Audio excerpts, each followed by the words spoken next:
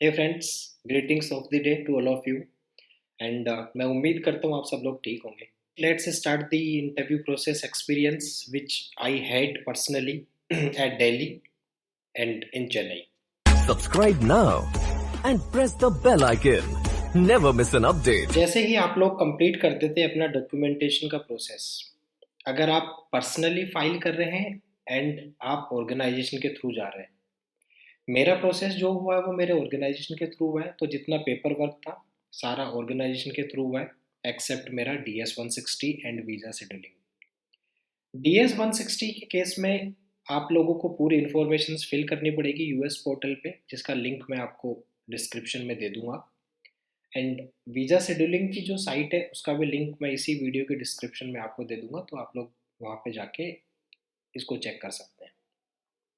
जैसे DS-160 form आप fill up कर देते हैं, उस DS-160 के अंदर एक कॉलम आता है जहाँ पे आपको मेंशन करना रहता है पिटीशन नंबर।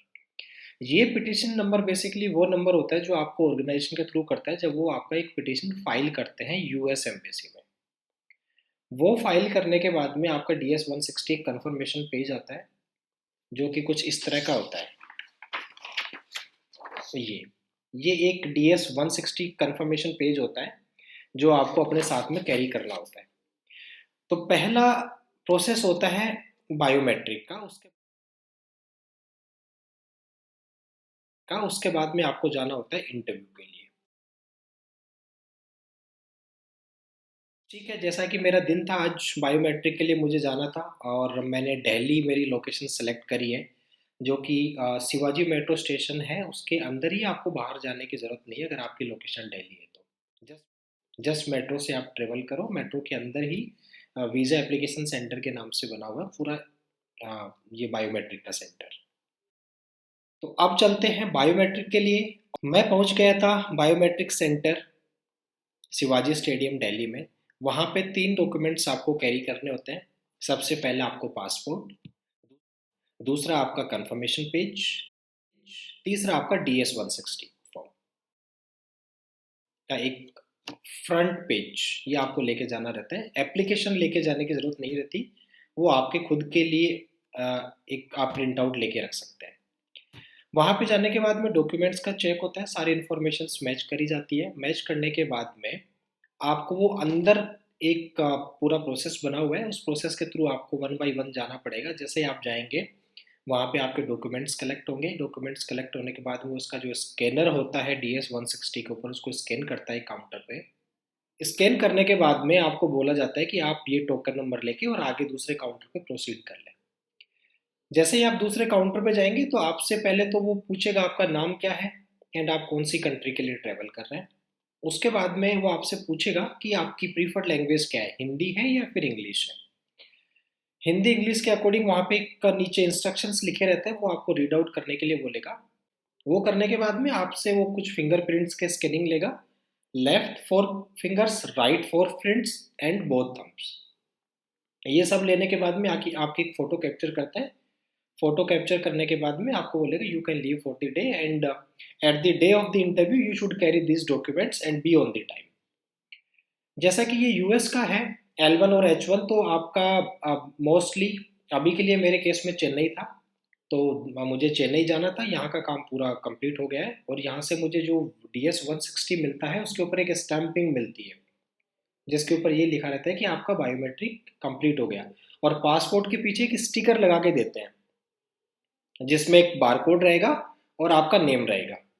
ये मेरा रिकमेंडेशन है कि जब तक आपका इंटरव्यू ना हो तब तक आप इस टैग को अपने पासपोर्ट के ऊपर से ना हटाएं। ये एक मैंडेटरी होता है जो वहां पे इंटरव्यू के टाइम पे स्कैन करते हैं। ऑलराइट, इसके बाद आज का दिन है मेरा इंटरव्यू का। तो जैसा कि मुझे चेन्नई आना है तो मैं चेन्नई पहुंच गया था टाइम से। और जो यूएस एम्बेसी थी वहाँ पे उसके जस्ट पास में एक मैंने होटल लिया था, ऑलरेडी बुक कर लिया था मैंने एक दिन पहले। मुश्किल से 200 मीटर की वॉकिंग डिस्टेंस पे था। मैं वहाँ पे पहुँच गया और मेरा 10 o'clock का स्लॉट था। तो वहाँ पे एक बहुत लंबी लाइन है। अगर आप लोगों ने किसी ने तिरुपति बालाजी पहले से अगर देख रखा होगा तो वहाँ पे कितना क्राउड आता है, सेम वैसा ही क्राउड यहाँ पे आता है इंटरव्यू के लिए। मैं एक बहुत लंबी क्यू में था और one by one Q process होते गई। मेरा डॉक्यूमेंट्स के उस क्यू के बीच में डॉक्यूमेंट्स के कुछ चेक्स भी करते हैं।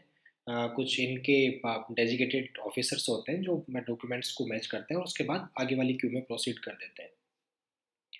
जैसे ही वहाँ से प्रोसेस होने के बाद में मेरा काउंटर के अंदर गया, काउंटर पे जाने के बाद में उनसे उन लोगों ने पूछ लिया कि आप कौन सी कैटेगरी के लिए अप्लाई कर रहे हैं। मैंने बताया कि जैसे कि मेरा L1 था तो मैंने L1 के लिए उनको बताया। L1 बताने के बाद में वो मेरे को एक दूसरे काउंटर पे लेके गए जहाँ पे एक डॉक्यूमेंट्स की चेकलिस्ट थी। उस चेकलिस्ट में सबसे पहले तो मेरा पासपोर्ट, दूसरा DS-160, तीसरा I-129 एंड एक I-797। ये कुछ फॉर्म्स हैं जो मैं अभी डिस्क्रिप्शन में डाल दूंगा। इन सबको लेके जाना मैंडेटरी है एंड मेक श्योर आप 3-3 कॉपी लेके जाएं डॉक्यूमेंट्स की। I-129, I-797, DS-160 एंड आपका पासपोर्ट। इसके अलावा अगर आप मैरिड हैं तो आप एक मैरिज सर्टिफिकेट लेके जाएं। मेक श्योर आपका मैरिज सर्टिफिकेट इंग्लिश में हो। अगर हिंदी में है तो उसको आप एक लॉयर हायर करके उसको इंग्लिश में कन्वर्ट करवा लें, या फिर अगर हिंदी इंग्लिश बोथ है तो फिर वो फाइन है, वो चलेगा। डॉक्यूमेंट्स को उन लोगों ने वेरीफाई किया। वेरीफाई करने के बाद में एक बंडल बना के मेरे को दे दिया गया और एक दूसरे क्यू में जाने के लिए बोल दिया। जैसे ही मैं दूसरे क्यू में गया वहाँ पे एक बहुत लंबी लाइन थी। उन लोगों ने फिर अपनी लैंग्वेज प्रेफरेंसेस पूछी। जैसे कि मेरी लैंग्वेज इंग्लिश थी तो इंग्लिश के अकॉर्डिंग मुझे क्यू में भेज दिया गया। जैसे ही काउंटर ओपन हो उस काउंटर पे मैं गया। काउंटर पे जाने के बाद में उसने मेरे डॉक्यूमेंट्स मांगे एंड ऑलवेज मेक श्योर कि आप उनको एक स्माइली फेस से ग्रीट करें कि good morning officer, good morning sir, how are you. Maybe वो आपको रिप्लाई बैक ना करें बट एक ये आपकी रिस्पॉन्सिबिलिटी है कि आप उनको अच्छे से ग्रीट करें। मैंने ग्रीट किया। ग्रीट करने के बाद में उसने भी मुझे वापस से रिवर्ट बैक किया कि या good morning, thank you and मेरे डॉक्यूमेंट्स को वेरीफाई करें। डॉक्यूमेंट्स को वेरीफाई करने के बाद में उन्होंने मुझसे DD मांगी जो कि एक इस वीज़ा की फ़ी होती है। जैसा कि ये मेरा ऑर्गेनाइजेशन के थ्रू प्रोसेस हुआ है तो मेरे पास में DD है, वो ऑलरेडी मैंने ऑर्गेनाइजेशन से मंगवा ली थी and hard copy of the all required documents. DD देने के बाद में उन्होंने मुझे थैंक यू बोला, क्योंकि मोस्ट ऑफ द केसेस लोग DD नहीं देते हैं, कुछ अपना क्रेडिट कार्ड लेके जाते हैं पेमेंट के लिए। बट मैं सजेस्ट करूँगा कि अगर हो सके तो आप लोग DD लेके जाएं। वहाँ पे पूरा वेरिफिकेशन होने के बाद में उन्होंने मुझे दूसरे काउंटर पे जाने के लिए बोला। मैं दूसरे काउंटर पे गया। काउंटर पे जाने के बाद उन्होंने मेरे कुछ डॉक्यूमेंट्स वेरीफाई करे। उसके बाद में उन्होंने सिस्टम में कुछ एंट्रीज करी मेरे नाम से एंड जो फॉर्म्स थे उन फॉर्म्स के कुछ स्पेसिफिक पेज ओपन करके कुछ उन्होंने इंस्ट्रक्शंस दे के या फिर कुछ नंबर वगैरह थे वो रीड किया, मैच किया और उसके बाद मुझे बोल दिया गया कि आप लाइन में चले जाइए इंटरव्यू के लिए। ये वाली जो लाइन थी ये मेरी फाइनल लाइन थी।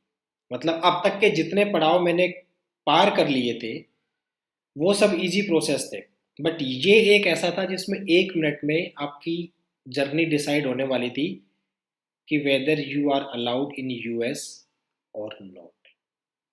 This is the important Q for me. And वहां से जो ऑलरेडी इंटरव्यू देके लोग आ रहे थे उनके फेस से आपको इजीली पता लग जाएगा कि इसका सिलेक्शन हुआ है या फिर नहीं हुआ। कुछ लोगों के स्माइली फेस से पता लग जाता है कि हाँ इनका वीज़ा अप्रूव हो गया और किसी के फेस से पता लगता है कि हाँ इनका नहीं हुआ। जैसा कि मेरा इंग्लिश प्रीफर्ड लैंग्वेज था, क्यू को फॉलो करते वन बाई करते 10-15 मिनट के बाद मेरा नंबर आया। काउंटर पे जाके खड़ा हो गया, मैंने ग्रीट किया। उन्होंने मुझे वापस से रिवर्ट बैक किया गुड मॉर्निंग एंड मेरे डॉक्यूमेंट्स मांगे। डॉक्यूमेंट्स मांगने के बाद मुझसे पूछा कि कौन से वीज़ा के लिए आपने अप्लाई किया है। मैंने रिप्लाई किया कि yes I am applying for the L1B visa. उसके बाद उन्होंने कुछ सिस्टम में कुछ एंट्रीज करी। एंट्रीज करने के बाद में the first question is what unique skill sets you carry that is required in the US। आपके पास में ऐसा कौन सा यूनिक स्किल सेट है जो आप US में रिक्वायर्ड है या उससे US में कुछ बेनिफिट हो सकता है। मैंने एक्सप्लेन किया जैसे कि I am a data scientist और कुछ अभी कटिंग एज टेक्नोलॉजीज़ पे मैंने काम किए, कुछ सॉल्यूशंस कुछ सॉफ्टवेयर्स हमने डिज़ाइन करे, उसके बारे में मैंने उनको एक्सप्लेन किया। एक्सप्लेन करने के बाद में उन्होंने पूछा कि why can't it be done from India itself, कि ये इंडिया से क्यों नहीं हो सकता है। तो उसके लिए आपको एक जस्टिफिएबल पूरा आंसर देना पड़ेगा कि आप इंडिया से क्यों नहीं कर सकते हो। देखो काम इंडिया से हो सकता है most of the cases, but आपको एक ऐसा आंसर देना है कि वो आपके आंसर से सहमत हो कि हाँ ये जस्टिफिएबल है इसका आंसर।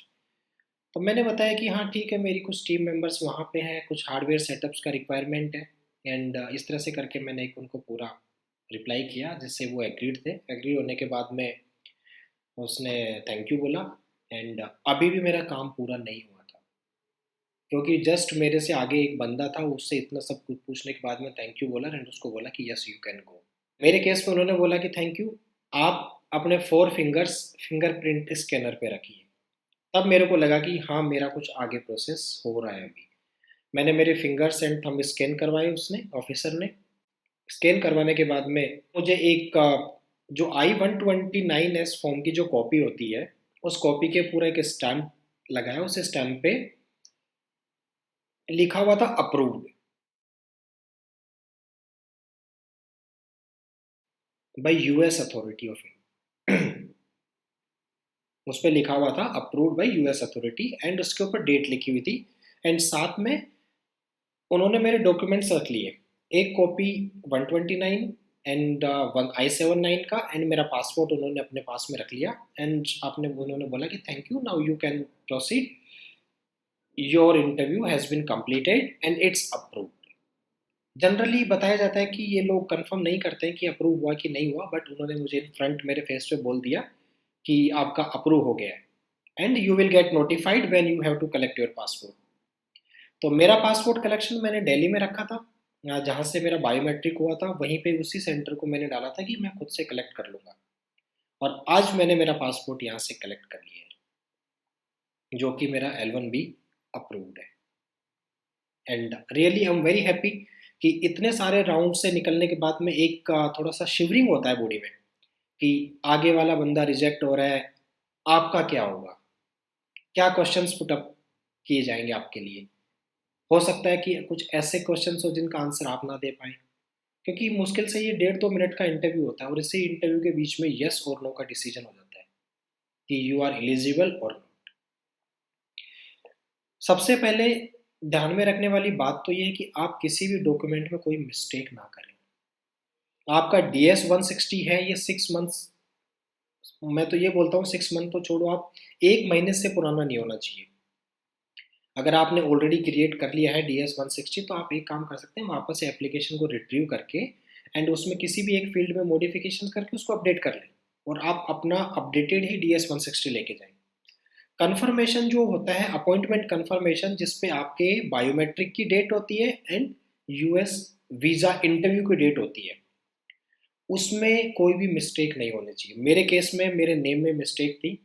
मेरे नेम के बदले मैंने अपना एम्प्लॉयर का नेम डाल दिया था, and we don't have any rights to do it correct. तो मेरे पास में ऐसा कोई लीगल वे नहीं था कि जिससे मैं इसको करेक्ट कर सकूं, क्योंकि ये सारा जो अपॉइंटमेंट शेड्यूल करते हैं उससे पहले ये पूरा एक फॉर्म्स होता है जो आपको फिल करना होता है, उसके बाद में एक फ़ीस पे करनी पड़ती है। कुछ 17 के अराउंड कुछ फ़ीस होती है जो आपको पे करनी पड़ती है। पे करने के बाद में ये फॉर्म जनरेट होके आता है। फिर मैं बायोमेट्रिक के लिए गया, वहाँ पे मैंने ऑफिसर से बताया कि ये मेरा इस तरह से एक नेम में चेंज है, तो उन्होंने बैकएंड से इसको अपडेट किया। बट मैं रिकमेंड करूँगा कि आप लोग इस तरह की कोई भी मिस्टेक ना करें, क्योंकि वहाँ पे आपको थोड़ा टाइम और लग सकता है कि आप दोबारा शेड्यूल करके आइए, आज हमारे पास में ऑलरेडी इतने सारे कैंडिडेट्स हैं सर्व करने के लिए। तो बेटर है कि आप लोग कोई भी मिस्टेक ना करें। ये था मेरा interview experience, and I will put all the required documents list in this description of this video. So thank you so much for watching. Thank you.